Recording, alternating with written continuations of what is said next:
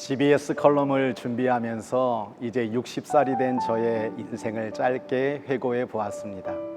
아버지의 잘못된 결혼 생활로 저는 어머니 뱃속에서 지워질 뻔한 아이였습니다.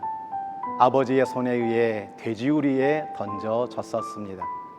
견디다 못한 어머니의 가출로 외할머니 집에서 어린 시절 더부살이를 하게 되었습니다.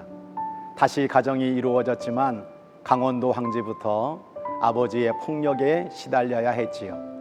등록금도 제대로 못 내면서 겨우겨우 다닌 학교 생활도 기억이 납니다. 서울에 있는 가난한 달동네는 거의 다 살아보았습니다.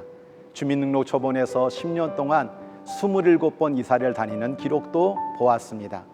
아버지의 알코올 중독으로 인한 가정폭력을 피해 중학교 2학년 때부터 집을 나와 밤에는 남의 사무실을 지키며 외롭고 답답한 학창시절을 보내야 했습니다.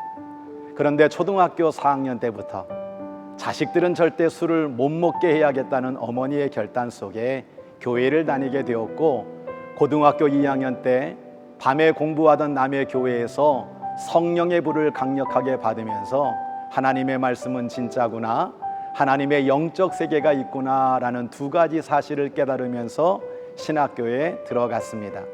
목사가 되었고 지금까지 34년째 목회를 하고 있습니다.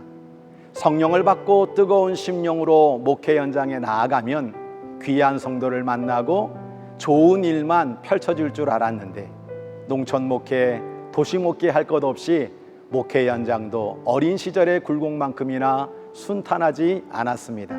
별의별 사건을 다 겪었습니다. 강대상에서 수도 없이 눈물을 흘리며 기도했던 고군분투의 시간이었습니다. 그러나 하나님의 은혜로 2번 교회 건축을 하며 하나님의 섭리와 인도 속에 지금 귀련교회 담임 목사로 행복하게 목회를 하고 있습니다. 다윗 왕은 자신의 인생을 시편 139편에서 신묘막측이라는 단어를 사용하고 있습니다. 신묘막측은 하나님의 솜씨나 일하심이 너무나 신기하고 오묘하여 사람의 생각이나 지혜로는 감히 헤아리거나 측량할 수 없다는 뜻을 가지고 있습니다. 다윗 왕의 인생에 비하면 조족지열 같은 저의 인생이지만 이 시간 하나님의 일하심이 신묘막측했습니다 라고 간증하고 싶습니다. 하나님 하나하나의 사건을 겪을 때마다 너무 힘들었고 오랜 세월 동안 불안했고 막막했고 해결의 기미는 전혀 보이지 않았습니다. 그런데 흩어진 퍼즐처럼 도저히 엮여지지 않을 것 같은 저의 인생이었는데 이제 와서 돌아보니 하나님의 개입하심이 있었습니다. 저도 모르는 사이에 돕는 손길이 있었습니다. 저는 이해하지 못하고 원망하는 인생이었는데 하나님의 연단과 훈련이 있었습니다. 훗날 이런 날도 올 수 있구나 싶을 정도의 축복이 있었습니다.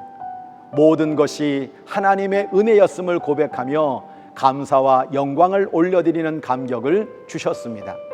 감히 단언하기는 하나님께서 저의 고난의 인생을 아름다운 작품으로 만들어 주셨습니다. CBS 시청자이신 성도들에게도 이해되지 않는 인생의 고난의 퍼즐이 있을 겁니다. 내가 이런 아픔과 고난을 겪을 때 하나님은 어디 계셨습니까? 하나님이 살아계신다면 왜 이런 일을 만나야 합니까? 항변하고 싶은 의문이 있을 겁니다. 그러나 결코 아닙니다. 신묘막측한 하나님을 믿으십시오. 절대 포기하거나 낙심하지 마십시오. 하나님은 여러분의 인생을 아름다운 작품으로 만들어 주실 겁니다. 신묘막측한 하나님을 찬양할 순간이 반드시 찾아올 것입니다. 오늘도 저와 여러분의 인생의 퍼즐을 완성시켜 주시는 것처럼 멋진 작품으로 만들어 주시는 하나님께 모든 영광과 존귀와 찬양을 올려 드립시다. 감사합니다.